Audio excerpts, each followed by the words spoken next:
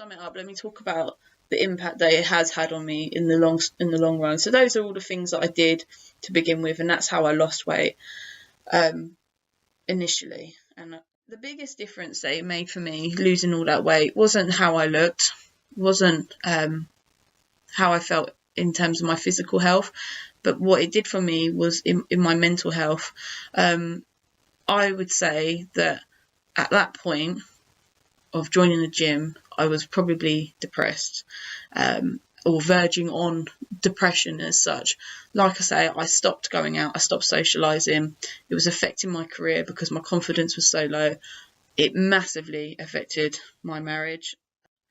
So I will often say that joining the gym saved my life, and whilst that sounds very dramatic or very cheesy, it actually did. Like, since then, I actually had some great successes in my career during that time because I became much more confident. So I was able to do things, or felt like I could do things that a year prior to that I didn't want to do. It didn't feel like I could do. I didn't have the energy to do it.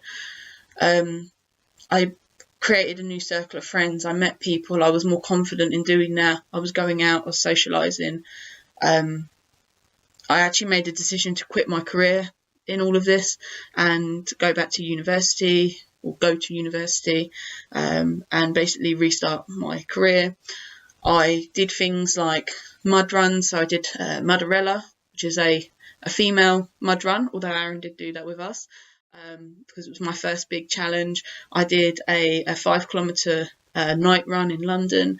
I competed in powerlifting. I always forget about this, but yeah, I competed. I actually done competitive powerlifting.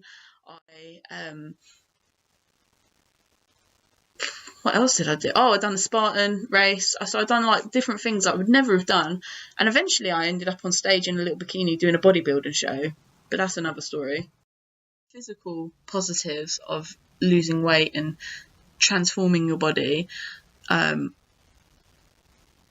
The mental side of it was that I got my life back. It gave me my life back. So when people say to me about how unhappy they are about how they look, or how much weight they've put on and things like that, and the effect that it has on their life, and I can empathise with that. I really can.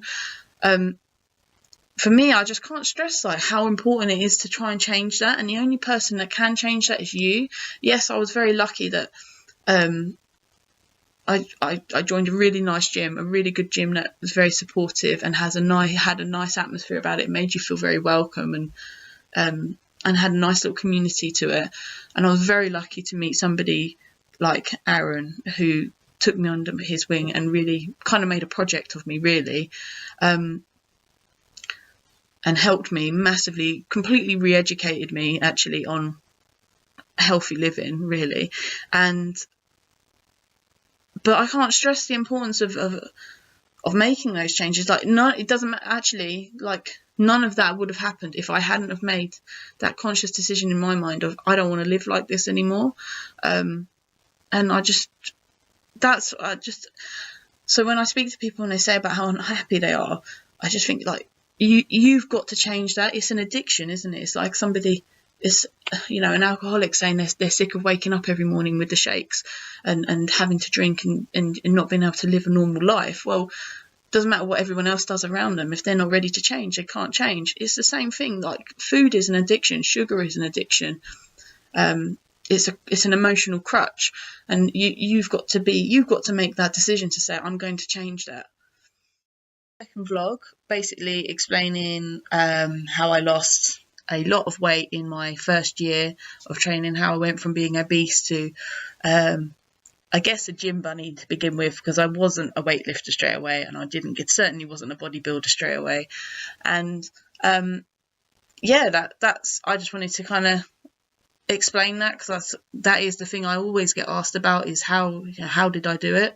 So that explains how I did it. I didn't follow any faddy diets. I didn't buy any crap bullshit products that are just a waste of money. I just worked hard and instilled some good habits and changed my lifestyle, and it was worth it. It's hard work, didn't happen overnight, but it was worth it. My next vlog will be from Vietnam, and from there on, it will focus on what's happening over in Vietnam, training, food, adventures. Who knows what's going to happen over there. It's been a bit challenging just sorting everything out just to get there at the moment, but it's definitely happening, and hopefully it'll be interesting. Hopefully people will like it. So yeah, subscribe, like, all that stuff. Please check out my Instagram as well, and yeah, all the links are in the bio. Thank you.